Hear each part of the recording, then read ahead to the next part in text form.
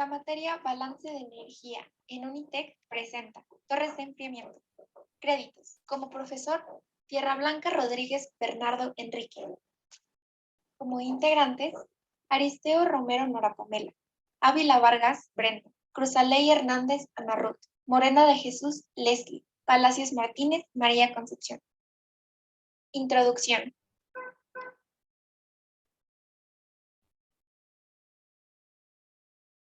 ¿Qué son las torres de enfriamiento? Son sistemas que enfrían agua para procesos mediante el principio de enfriamiento evaporativo, el cual se produce cuando hay propiedades del aire. ¿Cómo funcionan las torres de enfriamiento? Funcionan para que entre en contacto con aire en donde se pueden observar tres casos. 1. Cuando la humedad relativa es baja. En un sistema donde la temperatura es igual a 25 grados Celsius con una presión relativa de 30%, se dice que se tiene una humedad relativa baja y por lo que se pueden evaporar más moléculas de agua, porque el aire tiene más capacidad para absorber, teniendo así bajas temperaturas de enfriamiento, lo cual nos enfría más. 2. Cuando la humedad relativa es alta. En un sistema donde la temperatura es igual a 25 grados Celsius con una presión relativa de 70%, se dice que se tiene una humedad relativa alta y por ende el aire tiene más gotas contenidas de agua, por lo que tiene menos capacidad de evaporar, teniendo así menos enfriamiento. 3. Cuando la humedad relativa es un ambiente saturado. En un sistema donde la temperatura es igual a 25 grados Celsius con una presión relativa de 100%, se dice que es un ambiente saturado, donde contiene el máximo de humedad que puede alcanzar a la temperatura actual, por lo que no se puede alcanzar temperaturas menores a la del propio ambiente. Tipos de torres de enfriamiento.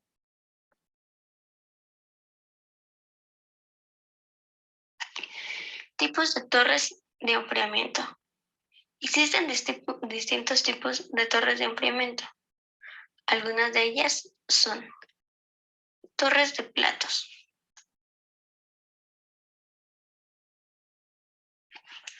Las torres de platos son cilindros verticales en el que el líquido y el gas se ponen en contacto en forma de pasos sobre platos o charolas, tal como podemos verlo en nuestra imagen.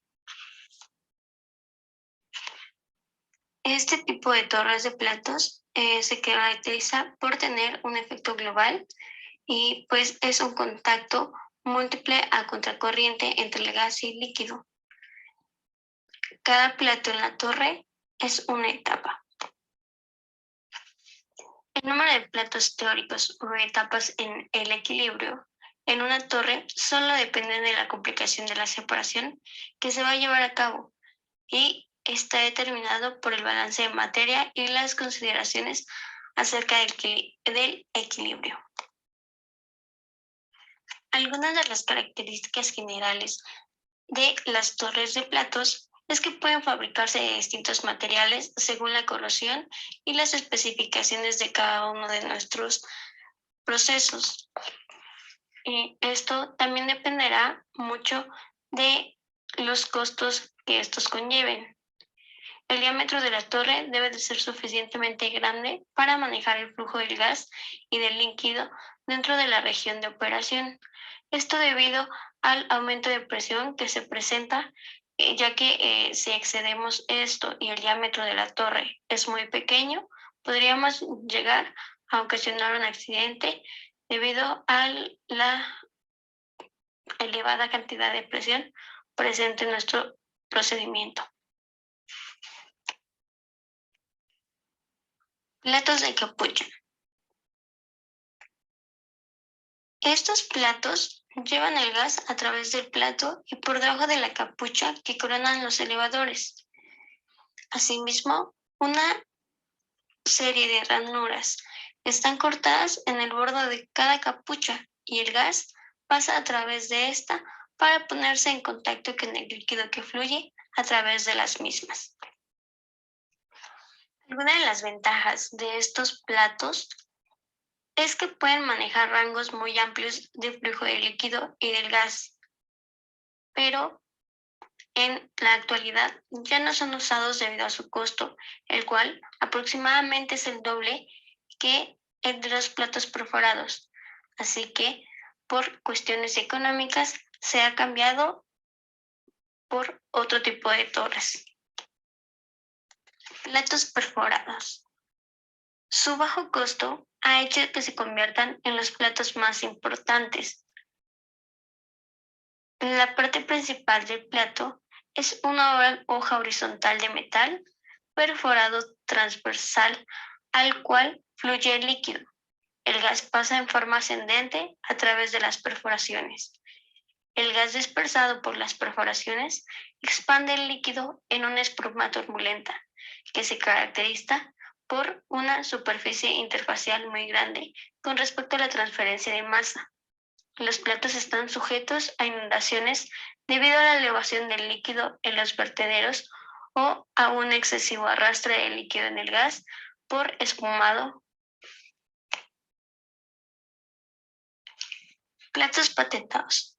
Los platos patentados son distintos tipos de platos, los cuales por medio de investigaciones e innovaciones para el aumento de la eficiencia de cada una de nuestras torres han ido innovándose para contener algunas características nuevas, los cuales reduzcan la cantidad de costo, aprovechando al máximo la mayor energía posible en nuestro procedimiento.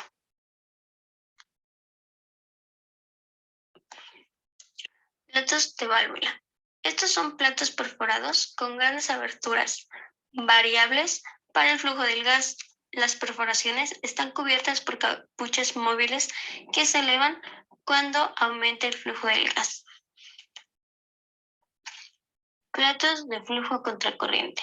Estos son aparatos similares a los platos tradicionales, solamente que difieren porque no se tienen vertederos ordinarios. El líquido y el vapor fluyen a contracorriente a través de los mismos orificios. Torres de paredes mojadas. Una película delgada de líquido que desciende por el interior de un tubo vertical con el gas que fluye a contracorriente de 0 a una corriente paralela constituyen una torre de paredes mojadas. Estos se han utilizado para el estudio teóricos de la transferencia de masa. A nivel industrial, se han utilizado como absorbedores para ácido clorhídrico, en donde la absorción va acompañada por una gran evolución de calor. En este caso, la torre de paredes mojadas está rodeada por agua fría que fluye rápidamente. Torres empacadas. Las torres empacadas son utilizadas para el contacto continuo del líquido y del gas, tanto en el flujo a contracorriente como a corriente paralela. Son columnas verticales que se han llenado con empaque o con dispositivos de superficie grande, como podemos apreciarlo en nuestra figura. Existen algunas características con las cuales debe cumplir nuestro empaque. Por ejemplo, debe proporcionar una superficie interfacial grande entre el líquido y el gas. Debe poseer, asimismo, las características deseables del flujo de fluidos. El empaque debe permitir el paso de grandes volúmenes de fluido a través de pequeñas secciones transversales de la torre, sin recargo o inundación. Debe ser baja la caída de presión del gas. También debe de ser químicamente inerte con respecto a los fluidos que se están procesando. Ser estructuralmente fuerte para permitir el fácil manejo y la instalación. Asimismo, debe tener un bajo precio.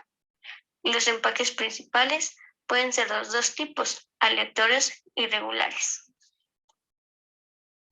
En los empaques aleatorios son aquellos que simplemente se arrojan en la torre durante la instalación y que se dejan caer en forma aleatoria. Empaques regulares. Hay una gran variedad de estos empaques. En este caso, los empaques regulares ofrecen la ventaja de ser o generar una menor caída de presión para el gas y un flujo mayor, generalmente a expensas de una instalación más costosa de la necesaria para los empaques aleatorios. Los anillos asignados de Rushing son económicos solo en tamaños muy grandes.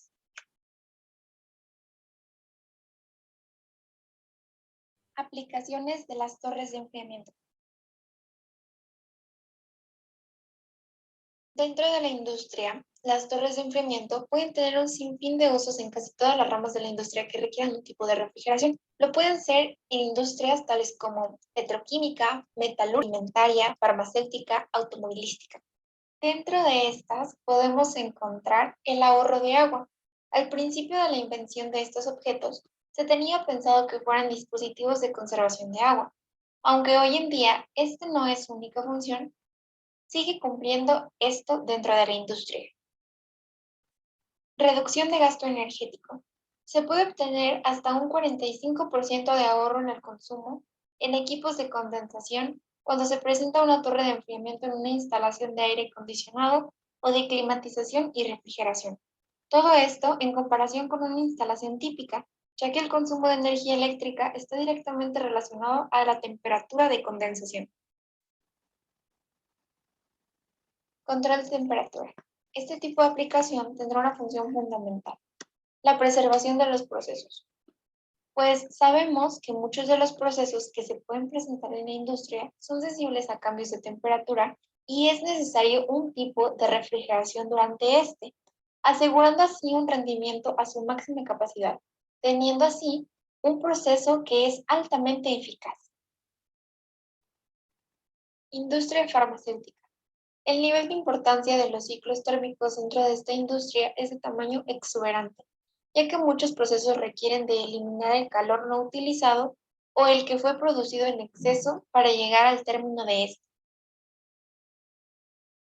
Industria plástico-petrolera. El calor es el factor clave en la industria de los termoplásticos y el caucho. Estos materiales se calientan y moldean para formar cualquier forma. La eficiencia de las torres de enfriamiento es decisiva en este proceso. Como hemos podido notar, las aplicaciones han sido muy diversas.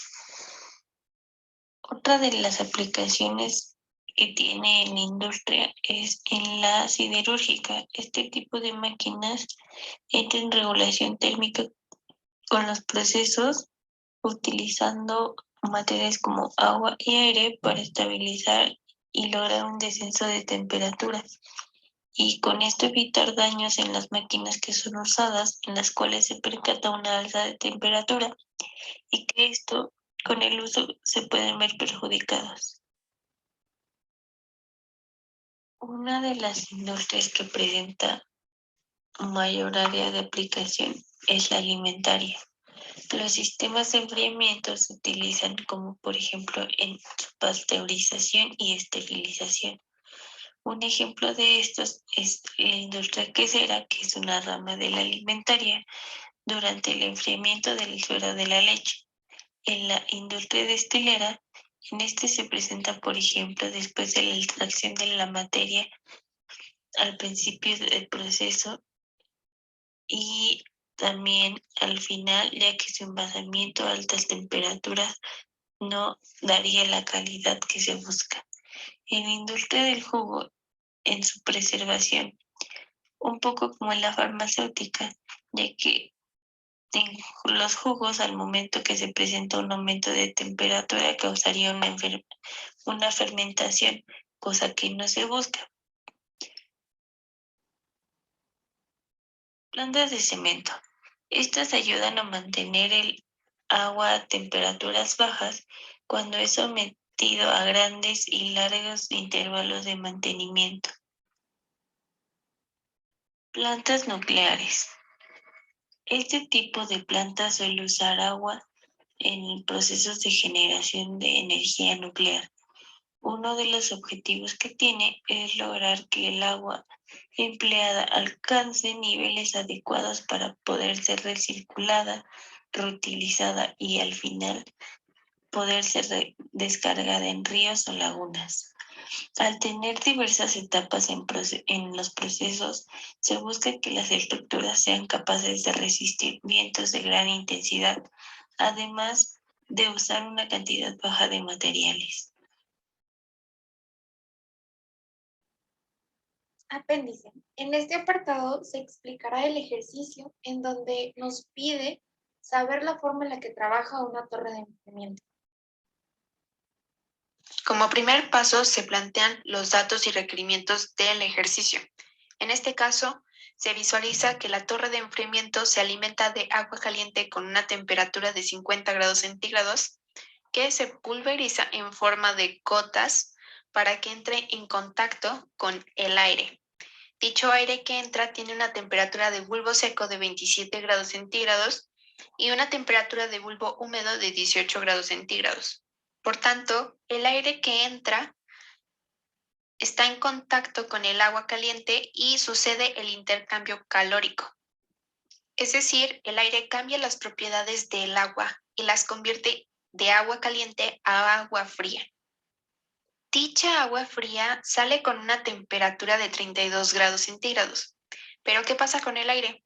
El aire sale con una temperatura de bulbo seco de 35 grados centígrados y una temperatura de bulbo húmedo de 32 grados centígrados. Para ello, lo que nos interesa calcular es el flujo másico máximo al momento de que el agua entra y el flujo másico máximo al salir. Se requiere conocer la forma en que está trabajando una torre de enfriamiento que opera con las siguientes características. Caudal del soplador, 2.35 por 10 a la 5 metros cúbicos sobre hora. Características del aire al ingreso. Temperatura de bulbo seco, 27 grados centígrados. Temperatura de bulbo húmedo, 18 grados centígrados. Características del aire a la salida de temperatura bulbo seco igual a 35 grados centígrados. Temperatura de bulbo húmedo, 32 grados centígrados. Características del agua. Temperatura de entrada, 50 grados centígrados. Temperatura de salida, 32 grados centígrados. Se requiere conocer cuánto es el máximo de agua que puede recibir para procesar y en ese tren de acción cuánta agua es capaz de entregar. La solución del ejercicio primero se define el sistema. En este caso está delimitado por la torre de enfriamiento, que es un sistema de tipo abierto ya que hay un intercambio tanto de masa como de energía. Luego se comienza por un balance de masa que está efectuado a 1 hora. Y como ya sabemos, el balance de masa consiste en la masa que entra es igual a la masa que sale. Después se desglosa el balance de acuerdo a cada componente. Para el aire de entrada, o sea, E1, está dado por la fórmula de flujo másico de E1 es igual al flujo másico del aire seco más el flujo másico del agua en la entrada. Luego, para el agua de entrada, es el flujo másico E2 es igual al flujo másico del agua en E2. Para el aire de salida, es el flujo másico de S1 es igual al flujo másico del aire seco más el flujo másico del agua en la salida 1. Para el agua, es el flujo másico S2 es igual al flujo másico del agua S2.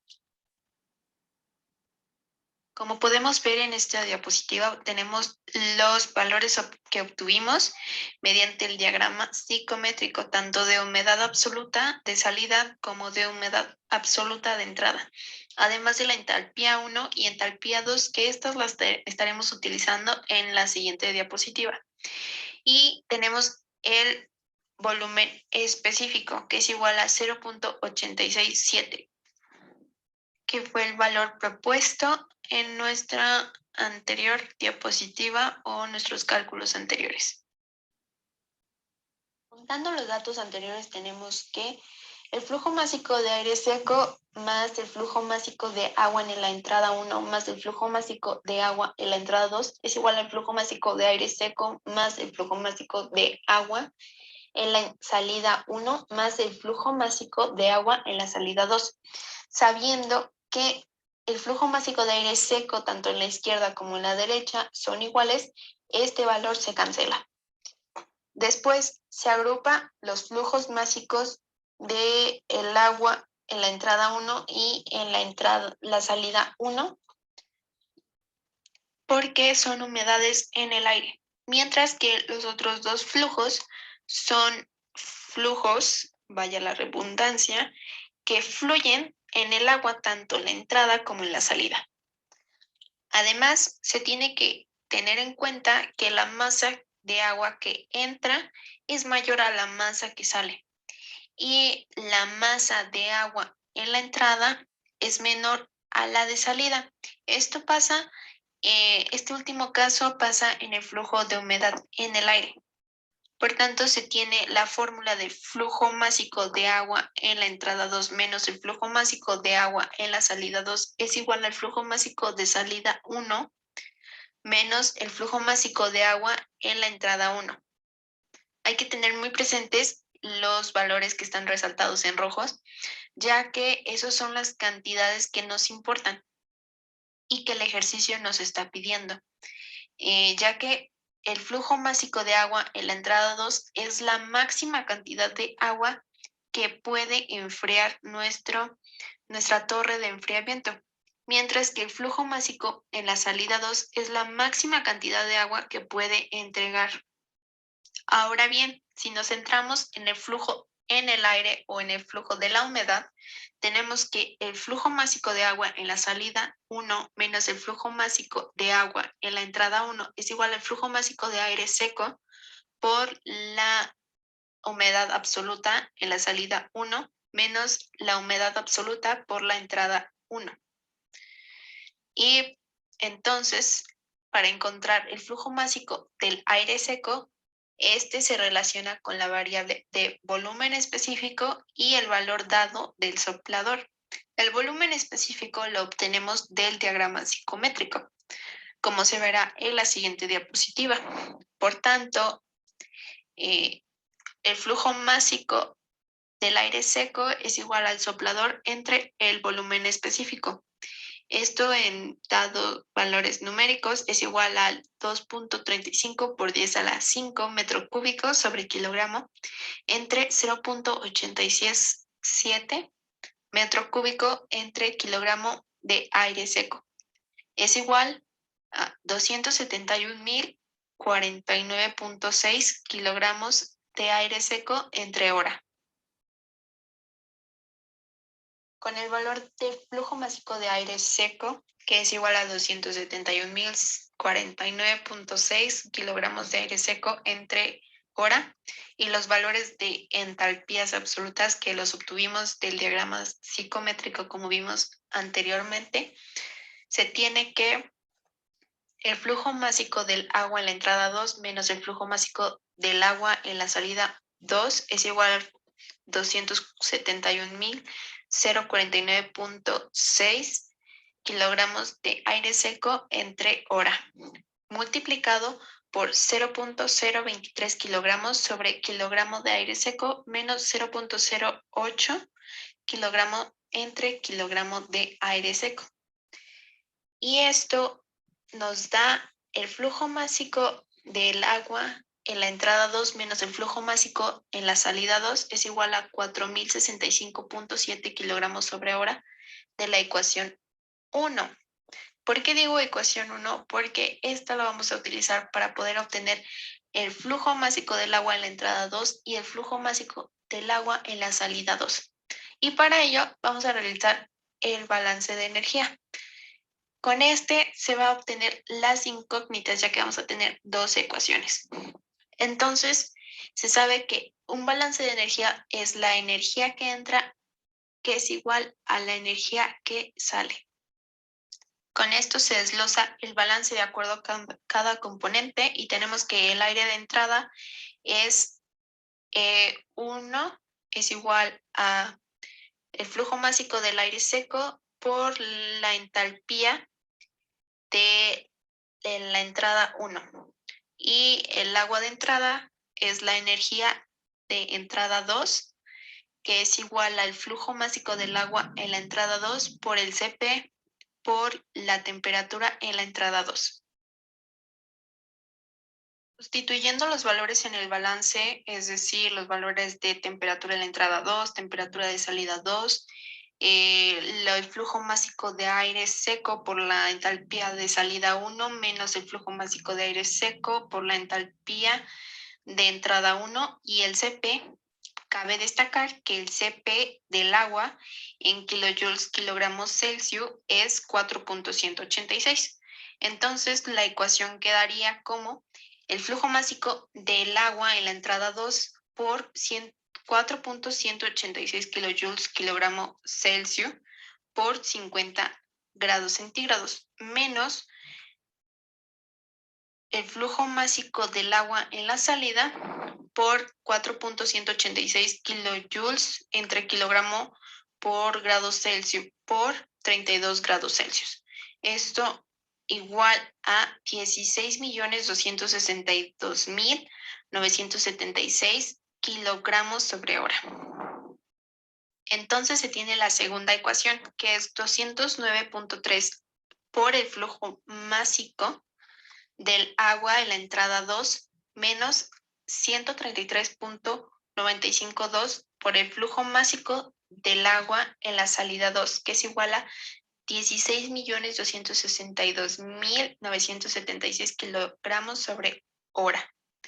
Y por último, con las ecuaciones 1 y 2, resolvemos y obtenemos los valores del flujo másico del agua en la entrada 2 y el flujo másico en la salida 2. Teniendo como resultados que el flujo másico en la entrada 2 es igual a 208.610.3 kilogramos sobre hora. Y el flujo másico del agua en la salida 2 es igual a 204.544.6 kilogramos sobre hora. Y como resultado se tiene que la cantidad máxima de agua que puede recibir para procesar es de 208.610.3 kilogramos sobre hora, y en ese tren de acción la máxima cantidad de agua capaz de entregar es 204.544.6 kilogramos sobre hora. Entonces el área de salida está dado por la energía de salida 1, que es igual al flujo másico de aire